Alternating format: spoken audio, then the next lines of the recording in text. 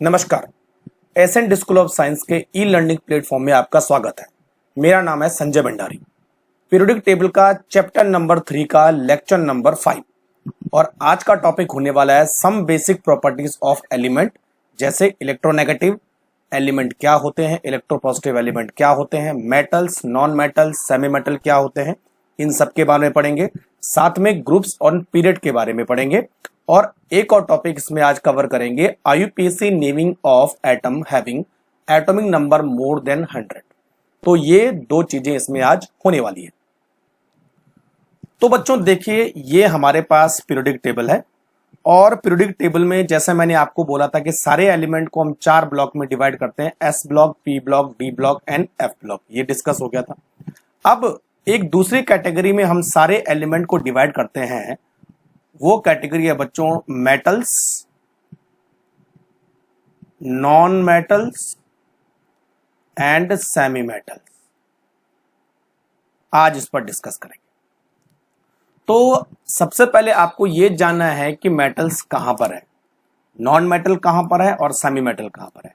तो सबसे पहले बच्चों ढूंढते हैं हम सेमी मेटल की कैटेगरी को।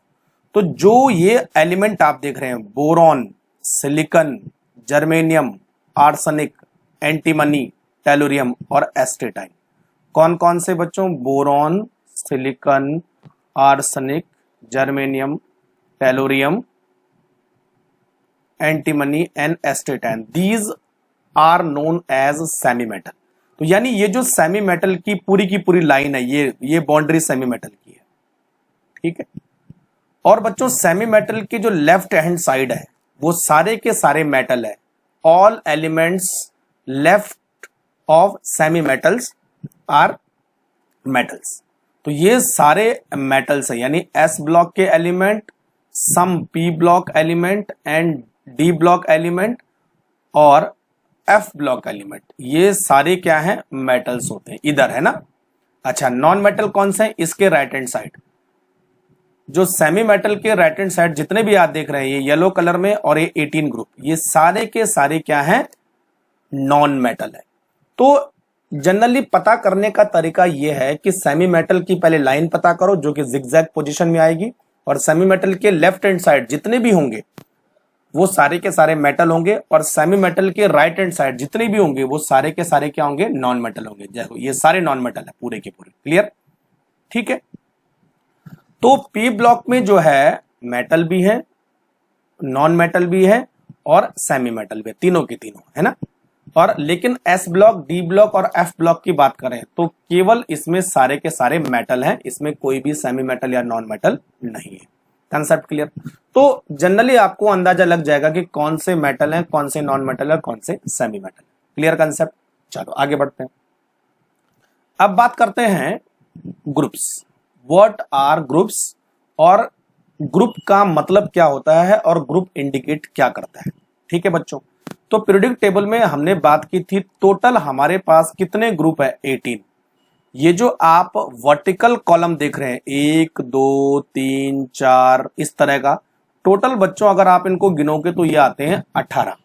तो टोटल ग्रुप होते हैं 18, ये वर्टिकल कॉलम सारे के सारे। ठीक है।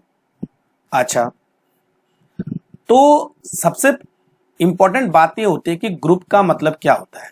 ठीक है। और एक ही ग्रुप के जितने भी एलिमेंट हैं उनकी सिमिलरिटी क्या है, और जितने भी एलिमेंट एक ही ग्रुप में रखे गए हैं उनका मतलब क्या है, यानी वो क्यों एक ही ग्रुप में रखे गए। ठीक है भाई। फॉर एग्जाम्पल मैं बेरिलियम और मैग्नीशियम की बात करता हूं। देखो बेरिलियम और मैग्नीशियम दोनों जो है सेकंड ग्रुप में एस ब्लॉक में आते हैं। ठीक है। अच्छा, दोनों एक ही ग्रुप में क्यों रखे गए? बिकॉज दे हैव सिमिलर, ध्यान रखे है ना, they have similar number of या equal number of valence electron. बस ये है। कई बार पूछा जाता है कि एक ही ग्रुप के जो एलिमेंट होते हैं उनमें सिमिलरिटी क्या है। तो बच्चों इनमें सिमिलरिटी होती है कि इक्वल नंबर के वैलेंस इलेक्ट्रॉन होते हैं, और वैलेंस इलेक्ट्रॉन का मतलब होता है the number of outer most electron, outer most electron of atom. जब आप किसी एटम का इलेक्ट्रॉनिक कॉन्फ़िगरेशन लिखते हो तो उसके सबसे बाहरी ऑर्बिट में जो इलेक्ट्रॉन होते हैं उनको हम बोलते हैं वैलेंस इलेक्ट्रॉन। ठीक है, अगर मैं बेरिलियम की बात करूं, देखो बेरिलियम की बात करूं तो 2 and 2, इसके लास्ट ऑर्बिट में 2 इलेक्ट्रॉन है। वैसे मैग्नीशियम की बात करूं तो 2 8 2, इसके भी लास्ट ऑर्बिट में 2 इलेक्ट्रॉन है। इसका मतलब बेरिलियम और मैग्नीशियम एक ही ग्रुप के मेंबर है क्योंकि इनके number of valence electron same है। Concept clear. दूसरा एग्जांपल ले लेते हैं, मान लीजिए नाइट्रोजन और फास्फोरस की बात करते हैं। देखो नाइट्रोजन एंड फास्फोरस, नाइट्रोजन में टोटल 7 इलेक्ट्रॉन होते हैं और फास्फोरस में टोटल 15 इलेक्ट्रॉन होते हैं। तो 7 को कैसे डिस्ट्रीब्यूट करेंगे, 2 and 5। तो इसके लास्ट ऑर्बिट में कितने इलेक्ट्रॉन है, 5, यानी नाइट्रोजन के वैलेंस इलेक्ट्रॉन कितने, 5। फास्फोरस की बात करें तो 2 8 5, देखो इसमें भी लास्ट ऑर्बिट में कितने इलेक्ट्रॉन है, 5। देखो नंबर ऑफ इलेक्ट्रॉन नहीं गिन रहे हैं, क्या गिनना है, number of electron in outer most orbit. तो बच्चों एक ही ग्रुप में वो एलिमेंट होंगे जिनके आउटर मोस्ट ऑर्बिट में नंबर ऑफ इलेक्ट्रॉन सेम होंगे। ठीक है, अच्छा number of electron in outer most orbital में सेम होने से क्या फर्क पड़ा बच्चों, सबसे इंपॉर्टेंट है दे शो सिमिलर केमिकल प्रॉपर्टीज, ये इंपॉर्टेंट है। यानी वैलेंस इलेक्ट्रॉन सेम होने से इन एटम की केमिकल प्रॉपर्टी भी सेम होती है। तो इसका मतलब ये हुआ कि एक ही ग्रुप के सारे एलिमेंट की most of chemical property same होती है। क्यों, क्योंकि उनके number of valence electron same होते हैं। ठीक है भाई, देखो लिथियम सोडियम पोटेशियम सबकी केमिकल प्रॉपर्टी सेम होती है, नियॉन आर्गन क्रिप्टन सबकी केमिकल प्रॉपर्टी सेम होती है। तो ये फर्क पड़ जाता है, समझे बात मेरी। ठीक है, दूसरी चीज आपको ये देखनी है कि मान लिया जाए कि एल्यूमिनियम, देखो एल्यूमिनियम जो है 13 ग्रुप का मेंबर है, 13 ग्रुप का मेंबर है। ठीक है, तो जो एलिमेंट जिस ग्रुप का मेंबर होगा उसके वैलेंस इलेक्ट्रॉन भी उसी तरह से आप रिप्रेजेंट करोगे। मान लीजिए मैं बोलता हूं कि सोडियम जो है फर्स्ट ग्रुप का मेंबर है, इसका मतलब इसके वैलेंस इलेक्ट्रॉन कितने होंगे, 1। अगर मैग्नीशियम जो है सेकंड ग्रुप का मेंबर है तो इसके वैलेंस इलेक्ट्रॉन कितने होंगे, 2। यानी वैलेंस इलेक्ट्रॉन से आप उसके ग्रुप का नंबर भी पता कर सकते हैं। लेकिन बच्चों पी ब्लॉक में आपको क्या करना होता है, वैलेंस इलेक्ट्रॉन में 10 को प्लस करना होता है तो उसका ग्रुप नंबर आपको मालूम चल जाएगा। यानी वैलेंस इलेक्ट्रॉन से आप उसके ग्रुप नंबर का पता कर सकते हैं। फॉर एग्जाम्पल देखो ऑक्सीजन के वैलेंस इलेक्ट्रॉन कितने हैं, 6। तो 6 में आप 10 प्लस करो तो कितना हो जाएगा, 16। यानी ऑक्सीजन का जो ग्रुप नंबर है वो 16 है। अगर मैं देखो दूसरा एग्जांपल है सिलिकॉन, सिलिकॉन की बात करूं तो सिलिकॉन के वैलेंस इलेक्ट्रॉन कितने हैं, 4, और इसमें आप 10 प्लस करो तो कितना हो जाएगा, 14। तो सिलिकॉन का ग्रुप कौन सा है, 14। तो वैलेंस इलेक्ट्रॉन से आप किसी एलिमेंट का ग्रुप नंबर भी मालूम कर सकते हैं। तो इतनी सारी चीजें हमें मालूम चल जाएगी। Concept clear. चलो अब दूसरा एक इंपॉर्टेंट टर्म्स आता है पीरियड्स। What is periods. तो बच्चों जो हॉरिजॉन्टल लाइन आपको दिख रही है 1 2 ये वाली, these are known as period. और टोटल पीरियड कितने होते हैं बच्चों, 7। ठीक है, अब अगर देखा जाए तो पीरियड क्या इंडिकेट करता है, तो बच्चों पीरियड इंडिकेट करता है number of orbit, number of orbit और शेल। ऑर्बिट को हम क्या बोल सकते हैं, शेल, या energy level. Number of orbit, number of shell, या number of energy level in atom, ये बताता है हमारा पीरियड। क्लियर हो गया। टोटल पीरियड कितने हैं, 7। यानी मैक्सिमम एनर्जी लेवल कितने हो सकते हैं, 7 हो सकते हैं। मैक्सिमम ऑर्बिट कितने हो सकते हैं, 7 हो सकते हैं। ठीक है, फॉर एग्जाम्पल मैं बात करता हूं सोडियम की। तो सोडियम में टोटल कितने इलेक्ट्रॉन होते हैं, 11। तो जब हम 11 इलेक्ट्रॉन को डिस्ट्रीब्यूट करेंगे तो इस तरह से करेंगे 2 8 1, पहले में 2, दूसरे में 8, तीसरे में 1। यानी इसके पास 3 एनर्जी लेवल है, तभी जाके ये थर्ड ऑर्बिट में या थर्ड पीरियड में आता है। ये तो हुआ ना, यानी जो जिस पीरियड का होगा उसका ऑर्बिट नंबर भी उतना ही होगा। सोडियम में 3 ऑर्बिट है तो सोडियम का पीरियड भी थर्ड है। लिथियम में 2 ऑर्बिट है तो लिथियम का पीरियड भी 2 है। देखो लिथियम में अगर 2 ऑर्बिट है तो 2 and 1, इसका मतलब इसका नंबर ऑफ पीरियड कौन सा है। क्लियर हो गया? तो बोलने का मतलब यह है कि आप नंबर ऑफ ऑर्बिट देके उसका पीरियड पता कर सकते हो या पीरियड को देके उसका ऑर्बिट पता कर सकते हो। ठीक है, सपोज मैं बात करता हूं कैल्शियम की। देखो कैल्शियम का एटॉमिक नंबर होता है 20। इसका मतलब इसमें 20 इलेक्ट्रॉन है, तो इसको कैसे डिस्ट्रीब्यूट करेंगे? 2 8 8 2। देखो 4 आ रहे हैं ना, तो इसका मतलब कैल्शियम जो है 4th ऑर्बिट में है। देखो कैल्शियम 4th ऑर्बिट में आ रहा है। ठीक है, तो पहले ऑर्बिट में 2 इलेक्ट्रॉन, दूसरे ऑर्बिट में 8 इलेक्ट्रॉन, तीसरे ऑर्बिट में 8 इलेक्ट्रॉन, चौथे ऑर्बिट में 2 इलेक्ट्रॉन। आपको मैं इलेक्ट्रॉनिक कॉन्फ़िगरेशन लिखना सिखाऊंगा उसके नेक्स्ट वीडियो में। ठीक है, तो उससे आपको और कंसेप्ट क्लियर हो जाएंगे। तो बोलने का मतलब यह है कि पीरियड से आप उसके एनर्जी लेवल का पता कर सकते हो, और एनर्जी लेवल अगर आपको पता हो तो आप उसका पीरियड नंबर भी पता कर सकते हो। क्लियर हो गया? ठीक है, सपोज अगर मैं क्लोरीन की बात करूं, देखो क्लोरीन में टोटल कितने इलेक्ट्रॉन होते हैं? 17, 2 8 7। ठीक है, तो इसका मतलब क्लोरीन का जो पीरियड है वो थर्ड है। देखो 1 2 और 3, थर्ड पीरियड में आता है क्लोरीन। ठीक है, तो इस तरह से हम पता कर सकते हैं कि नंबर ऑफ पीरियड कौन सा है या नंबर ऑफ ऑर्बिट कौन सा। नेक्स्ट बच्चों हमारे पास है मेटल, और मेटल के साथ एक टर्म्स आता है इलेक्ट्रोपॉजिटिव एलिमेंट। तो मेटल ही इलेक्ट्रोपॉजिटिव एलिमेंट होते हैं और इलेक्ट्रोपॉजिटिव एलिमेंट ही मेटल होते हैं। इसको अभी मैं क्लैरिफाई करता हूं। अच्छा, मेटल की प्रॉपर्टी क्या होनी चाहिए? देखो मेटल जनरली सॉलिड होते हैं रूम टेम्परेचर पर। आपने देखा होगा लोहा हो गया, तांबा हो गया, सिल्वर हो गया, गोल्ड हो गया, ये सारे क्या मेटल है? ये सॉलिड होते हैं रूम टेम्परेचर। पोटेशियम हो गया, सोडियम हो गया, लिथियम हो गया, कैल्शियम हो गया, तो बच्चों ये सारे सॉलिड है, इसका मतलब जो है ये मेटल है। ठीक है, हार्ड होते हैं। लेकिन एक एक्सेप्शन में आपने देखा होगा मरकरी जो है थर्मामीटर में भरा जाता है और टेम्परेचर सेंसिटिव होता है। तो मरकरी मेटल होते हुए भी लिक्विड स्टेट में होता है, ये ध्यान रखना आपको। दूसरा, मेटल का मेल्टिंग पॉइंट और बॉइलिंग पॉइंट जनरली हाई होता है। जितने भी हमारे पास जो यूटेंसिल है, जो बर्तन है, वो सारे मेटल के बने होते हैं। उनमें हम सब्जी बनाते हैं, दाल बनाते हैं, कुकिंग में यूज होते हैं, तो उनका टेम्परेचर हाई होता है, यानी हाई मेल्टिंग पॉइंट और हाई बॉइलिंग पॉइंट होता है। लेकिन कुछ ऐसे मेटल होते हैं बच्चों जो लो मेल्टिंग पॉइंट और लो बॉइलिंग पॉइंट रखते हैं, जैसे गैलियम, सीजियम। देखो गैलियम का मेल्टिंग पॉइंट देखो 303 केल्विन और सीजियम का मेल्टिंग पॉइंट 302 केल्विन। ये एक्सेप्शन आपको याद रखने। मेटल गुड कंडक्टर होते हैं हीट और इलेक्ट्रिसिटी के। कॉपर की वायर बनाई जाती है, एल्यूमिनियम की वायर बनाई जाती है, उसमें इलेक्ट्रिसिटी पास होती है। जितने भी यूटेंसिल्स होते हैं सारे के सारे जो है मेटल के बनाए जाते हैं, तो कंडक्टर अच्छे होते हैं हीट के। क्लियर? चौथी बात, they are very good malleable property. Malleable मतलब इनको जो है थिन शीट में कन्वर्ट किया जा सकता है, इसीलिए जो हम जो है इनका यूज यूटेंसिल बनाने में काम करते हैं। और डक्टाइल होते हैं, डक्टाइल मतलब इनको खींचकर वायर बनाई जा सकती है, जैसे कॉपर एंड एल्यूमिनियम।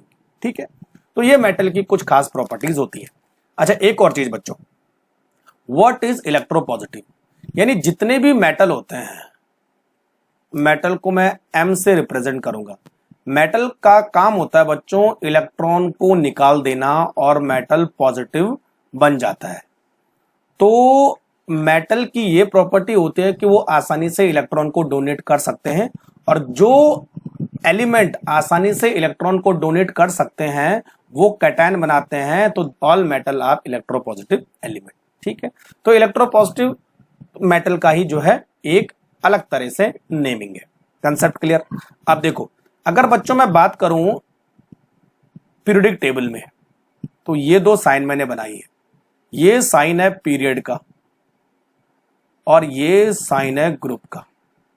ठीक है, पीरियड की हम बात करेंगे तो लेफ्ट टू राइट की बात करेंगे, और ग्रुप की बात करेंगे तो बच्चों टॉप टू बॉटम की बात करेंगे, टॉप टू बॉटम। ठीक है भाई? अच्छा देखो, अगर मैं ये बोलूं कि मेटेलिक प्रॉपर्टी या इलेक्ट्रोपॉजिटिव प्रॉपर्टी कैसे चेंज होती है पीरियड में और ग्रुप में, आप देखिए। ठीक है बच्चों, तो अगर हम किसी पीरियड में लेफ्ट टू राइट जा रहे हैं, अक्रॉस जा रहे हैं, तो बच्चों जो मेटेलिक प्रॉपर्टी है वो डिक्रीज होती है। ध्यान रखना है, left to right metallic property decrease, but top to bottom metallic property increase. ठीक है भाई? अगर मैं आपको बोलूं कि एक मेरे पास ऑक्सीजन है और दूसरा मेरे पास जो है नाइट्रोजन है। ठीक है, नाइट्रोजन इधर लिखते हैं, चलो ऑक्सीजन इधर लिखा, फ्लोरीन। तो इनमें से कौन सा अच्छा मेटल है? मेटल कौन अच्छा होगा? नाइट्रोजन। वैसे सारे नॉन मेटल है, लेकिन अगर मेटेलिक प्रॉपर्टी की बात की जाए तो जो लेफ्ट हैंड साइड होगा वो अच्छा मेटल होगा, और जैसे जैसे हम राइट हैंड साइड जाएंगे मेटेलिक प्रॉपर्टी कम होती जाएगी। क्लियर? वैसे अगर मैं आपको बोलूं बच्चों की सोडियम और पोटेशियम, सोडियम ऊपर है पोटेशियम नीचे है, कौन अच्छा मेटेलिक प्रॉपर्टी शो करेगा? नीचे वाला। ऊपर से नीचे आने पर मेटेलिक प्रॉपर्टी बढ़ती है, तो potassium is the good metallic than sodium. Concept clear? तो इस तरह से हम अलग अलग एटम को कंपैरिजन कर सकते हैं कि वो अच्छा मेटल है एक दूसरे से कि बुरा मेटल है। Concept clear? दूसरी प्रॉपर्टी आती है बच्चों नॉन मेटल, और इसको हम बोलते हैं इलेक्ट्रोनेगेटिव एलिमेंट। जितने भी नॉन मेटल होते हैं मोस्टली इलेक्ट्रोनेगेटिव एलिमेंट होते हैं, उल्टा एकदम मेटल का। तो नॉन मेटल क्या होते हैं? Non metal generally top position होते हैं, वो भी राइट साइड होते हैं पीरियोडिक टेबल के, है ना, आपने देखा राइट साइड होते हैं। ठीक है, नॉन मेटल जनरली सॉलिड्स और गैसेस होती है रूम टेम्परेचर पर। गैसेस जैसे ऑक्सीजन, नाइट्रोजन, सल्फर, ठीक है ना, और क्लोरीन, ये सारी क्या है बच्चों? गैस है। तो सबके सब क्या है? ये नॉन मेटल है। ठीक है, और जब गैस है तो इनका बॉइलिंग पॉइंट और मेल्टिंग पॉइंट क्या होगा? लो होता है। लेकिन यहां पर भी बच्चों एक एक्सेप्शन है, बोरॉन और कार्बन, ये दो ऐसे नॉन मेटल है जिनका मेल्टिंग पॉइंट काफी ज्यादा होता है, यानी मेटल के कंपैरिजन में होता है। Clear concept? तीसरी चीज, ये पुअर कंडक्टर होते हैं हीट और इलेक्ट्रिसिटी के, मेटल का जस्ट अपोजिट बिहेवियर, है ना। और बच्चों जो मोस्ट नॉन मेटेलिक सॉलिड्स होते हैं वो ब्रिटिल होते हैं, ब्रिटिल यानी आसानी से टूट जाते हैं, और इनमें मैलिएबल और डक्टाइल प्रॉपर्टी ना के बराबर होती है। ठीक है, न तो इनको शीट में कन्वर्ट किया जा सकता है, न तो इनको जो है वायर में कन्वर्ट किया जा सकता है। ठीक है, तो ये नॉन मेटल की बात होगी। अब बात करते हैं व्हाट इज इलेक्ट्रोनेगेटिव। जैसे अगर मैं बात करूं फ्लोरीन की, तो बच्चों फ्लोरीन जो है इलेक्ट्रॉन को एक्सेप्ट करता है और एक नेगेटिव एनायन में कन्वर्ट हो जाता है। This property is called electronegative property, यानी इलेक्ट्रॉन को एक्सेप्ट करना इलेक्ट्रोनेगेटिव प्रॉपर्टी होती है। और अभी मैंने मेटल की बात, को इलेक्ट्रॉन को डोनेट करते हैं उसको हम इलेक्ट्रोपॉजिटिव प्रॉपर्टी बोलते हैं। तो जितने भी नॉन मेटल है उनमें इलेक्ट्रोनेगेटिव प्रॉपर्टी होती है, या हम ये बोल सकते हैं कि non metals are electronegative element. Concept clear? ठीक है, इलेक्ट्रॉन को गेन करना इलेक्ट्रोनेगेटिव प्रॉपर्टी। अच्छा, अब बात करें हम ग्रुप एंड पीरियड की। इधर हो गया पीरियड और इधर हो गया ग्रुप, है ना। अच्छा बच्चों देखो, अगर हम किसी पीरियड में लेफ्ट टू राइट जाते हैं, लेफ्ट से लेकर राइट जाते हैं, तो जो नॉन मेटेलिक प्रॉपर्टी है, नॉन मेटेलिक प्रॉपर्टी है वो बढ़ती है, और ऊपर से नीचे आने पे नॉन मेटेलिक प्रॉपर्टी घटती है। जस्ट अपोजिट है मेटेलिक का। क्लियर हो गया? तो लेफ्ट टू राइट जाने से नॉन मेटल प्रॉपर्टी बढ़ेगी, टॉप टू बॉटम आने से नॉन मेटेलिक प्रॉपर्टी घटेगी। ध्यान रखें, ठीक है। अगर आपको बोला जाए कि नाइट्रोजन, ऑक्सीजन और फ्लोरीन कौन अच्छा नॉन मेटल है, तो बच्चों fluorine will be the good non metal, क्योंकि फ्लोरीन सबसे राइट हैंड साइड है, तो राइट हैंड साइड से नॉन मेटेलिक प्रॉपर्टी बढ़ रही है। और अगर आपको बोला जाए कि ऑक्सीजन और सल्फर में कौन अच्छा नॉन मेटल है, तो जो ऊपर वाला एलिमेंट होगा वो अच्छा नॉन मेटल होगा, क्योंकि नीचे आने पे नॉन मेटेलिक प्रॉपर्टी घटती है। तो ये जस्ट अपोजिट है किसका? मेटेलिक प्रॉपर्टी का। तो बच्चों लेफ्ट टू राइट जाने से मेटेलिक प्रॉपर्टी कम होगी लेकिन नॉन मेटेलिक प्रॉपर्टी बढ़ेगी। ऊपर से नीचे आने पे मेटेलिक प्रॉपर्टी बढ़ेगी लेकिन नॉन मेटेलिक प्रॉपर्टी घटेगी। Concept clear? ठीक है, तो ये था हमारे पास इलेक्ट्रोनेगेटिव एलिमेंट और नॉन मेटल्स। अब बात करते हैं बच्चों मेटलॉइड्स। मेटलॉइड्स का मतलब होता है सेमी मेटल। सेमी का मतलब होता है आधा। तो आपको केवल इन एलिमेंट को याद रखना है। देखो, silicon, germanium, arsenic, antimony and tellurium. अच्छा, अस्टेटाइन को जनरली काउंट नहीं करते हैं और बोरॉन को भी जनरली काउंट नहीं करते हैं। ठीक है, कुछ प्रॉपर्टी ऐसी है जहां पर boron semi metal property show करता है। क्लियर? तो ये 1 2 3 4 5 एलिमेंट आपको याद रखने, these are known as semi metal और मेटलॉइड्स। ठीक है। अच्छा, देखो इनकी पोजीशन कहां पर है, diagonally across the periodic table, diagonally होते ना इस तरह था, जिगजैग लाइन में आपने देखा था। और इनकी जो प्रॉपर्टी होती है वो मेटल और नॉन मेटल के बीच की होती है, यानी मेटेलिक प्रॉपर्टी भी शो करते हैं और नॉन मेटेलिक प्रॉपर्टी भी शो करते हैं, ठीक है। और मेटलॉइड्स और सेमी मेटल दोनों नाम से इनको जाना जाता है, ठीक है।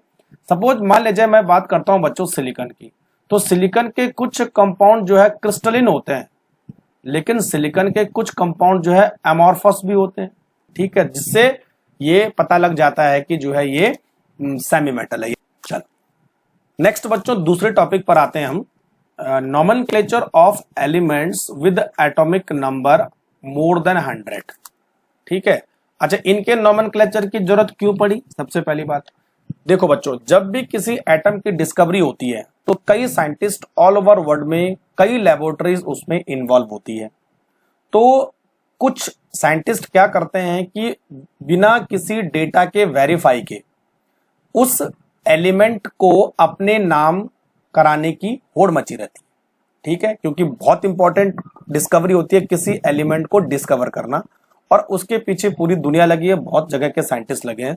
तो सब चाहते हैं कि हमारे नाम से इस एलिमेंट को पब्लिश किया जाए, या ये एलिमेंट हमारे नाम पे हो जाए, या किसी पर्टिकुलर जगह के नाम पे हो जाए, या कंट्री के नाम पे हो जाए। तो यहां पर जो है एक इंटरनेशनल बॉडीज है जिसका नाम है IUPAC, international union of pure and applied chemistry. उसके पास पूरा के पूरा डेटा जाता है और वो जो है फाइनली डिसाइड करता है कि ये जो एलिमेंट है वो किसने डिस्कवर किया है और इसका नाम क्या होना चाहिए। लेकिन बच्चों देखो यहां पर एक कंफ्यूजन है कि एक एग्जांपल देना चाहूंगा मैं कि अमेरिका ने और रसिया ने एक ही एलिमेंट को क्लेम किया कि वो उन्होंने डिस्कवर किया था, उसका एटॉमिक नंबर था 104, ठीक है। अमेरिका ने उनका नाम रखा था रदरफोर्डियम और सोवियत यूनियन ने उसका नाम रखा था कुर्चैटोवियम। एक एलिमेंट के दो नाम तो पॉसिबल है नहीं। जब ये चीजें IUPAC के पास गई तो IUPAC क्या करता है कि सारे डेटा को वेरीफाई करता है कि एक्चुअल में इस एलिमेंट की खोज सबसे पहले किसने की और इसका क्रेडिट किसको जाना चाहिए, ठीक है बच्चों। तो जब तक किसी एलिमेंट के एक्चुअल डिस्कवर का पता नहीं लग जाता तब तक IUPAC उस एलिमेंट को एक टेम्परेरी नाम देता है। क्या नाम देता है, टेम्परेरी नाम देता है, ठीक है बच्चों। तो एटॉमिक नंबर 100 के बाद जितने भी एलिमेंट खोजे गए हैं सारे के सारे जो है न्यूक्लियर रिएक्शन के थ्रू खोजे गए हैं, तो उनको जो है एक टेम्परेरी नाम दिया जाता है जब तक कि उसका ओरिजिनल नाम नहीं पड़ जाता, जब तक कि सारा के सारा डेटा वेरीफाई नहीं हो जाता है। तो वही आज हम बात करने वाले हैं। तो समझ में आ गया होगा क्यों हम जो है इनके टेम्परेरी नेम की बात करते हैं, ठीक है भाई। देखो बच्चों यहां पर कुछ इन्होंने रूल्स बनाए हैं कि अगर मान लिया जाए हमारे पास एलिमेंट है 104, चलो 104 की बात कर लेते हैं। तो 1 के लिए उन्होंने क्या किया, एक सिंबल दे दिया अन, 2 के लिए नाम लिखा बाई, 3 आएगा तो ट्राई, 4 आएगा तो क्वाड, पेंट, हेक्स, सेप्ट, ऑक्ट और एन। इस तरह से हम उसका नाम लिखते हैं, ठीक है भाई। अच्छा 104 का अगर हमें नाम लिखना हो तो कैसे लिखेंगे, देखो 1 के लिए क्या लिखेंगे, या फिर 1 के लिखेंगे अन, 0 के लिए क्या था नील, और 4 के लिए क्या था यहां पर देखो क्वाड, QUAD, और बच्चों लास्ट में हम क्या करते हैं IUM ऐड करते हैं, IUM, तो ये बन जाएगा अननिल क्वाडियम। तो 104 का जो नाम है वन अननिल क्वाडियम हो जाएगा, इसका IUPAC नाम, टेम्परेरी नाम। और इसके लिए जो सिंबल होगा वो होगा देखो UNQ, तो इससे पता लगेगा कि वो 104 है, ठीक। सपोज मान लीजिए मुझे 112 एटॉमिक नंबर वाले एलिमेंट का IUPAC नाम लिखना है, तो 1 के लिए हमने क्या यूज अन, अगले 1 के लिए भी हमने यूज किया अन, और 2 के लिए हमने यूज किया बाई, ठीक है। तो इसका नाम बनेगा अन बाई, और लास्ट में क्या जुड़ना है IUM, अनबाइयम, ठीक है बच्चों। तो अनबाइयम जो है 112 एटॉमिक नंबर वाले एलिमेंट का IUPAC नाम होगा, और इसका सिंबल जो होगा UUB हो जाए, ठीक है। चलो अब देख लेते हैं दूसरा, मान लिया जाए कि अगर मुझे 109 109 एलिमेंट वाले का आईयूपीएसी नाम लिखना है। देखो, 1 के लिए अन, 0 के लिए नील और 9 के लिए एन, ENN। तो अब नाम होगा अनिल, ENNIUM भी जोड़ते हैं, अनिल एनियम, और इसके लिए सिंबल होगा UNE। ये देखो, तो इस तरह से हम किसी भी एलिमेंट जो 100 के ऊपर एटॉमिक नंबर रखता है उसका हम आईयूपीएसी नाम ले सकते हैं। बस ये आपको थोड़ा सा एब्रीविएशन उनके याद होने चाहिए। कंसेप्ट क्लियर हो गया? ठीक है। अब जब बच्चों उसका पूरा डेटा वेरीफाई हो जाता है आईयूपीएसी के थ्रू, तो उसका टेम्परेरी नेम हटा के उसको एक परमानेंट नाम दे दिया जाता है। तो वो नाम किसी साइंटिस्ट का भी हो सकता है, किसी कंट्री का भी हो सकता है, या किसी और चीज का भी हो सकता है। देखिए, बाद में क्या हुआ, जैसे 101 वाले एलिमेंट को हमने मेंडलीवियम बोला, मेंडलीफ जिन्होंने पीरियोडिक टेबल डिस्कवर की थी, ठीक है। 102 वाले को बाद में बोला नोबेलियम, नोबेल जिनके नाम पे नोबेल प्राइज दिया जाता है। 103 वाले एलिमेंट को हमने बोला लॉरेंसियम, लॉरेंसियम भी एक साइंटिस्ट थे। 104 वाले एलिमेंट को इन्होंने बोला रदरफोर्डियम, रदरफोर्ड जिन्होंने एटॉमिक स्ट्रक्चर दिया था। 105 वाले एलिमेंट का नाम है डबनियम। 106 वाले को बोलते हैं सिबोरियम, सिबोरियम, सिबोर एक साइंटिस्ट है। 107 आगे बोरियम, नील्स बोर। 108 वाले का नाम बाद में पड़ा हैसियम, ठीक है। इस तरह से बच्चों सारे के सारे जो है एलिमेंट का बाद में एक ऑफिशियल नेम हो जाता है, उसका टेम्परेरी नेम हट जाता है। कंसेप्ट क्लियर हो गया? ठीक है, चलो आज के लेक्चर में इतना ही।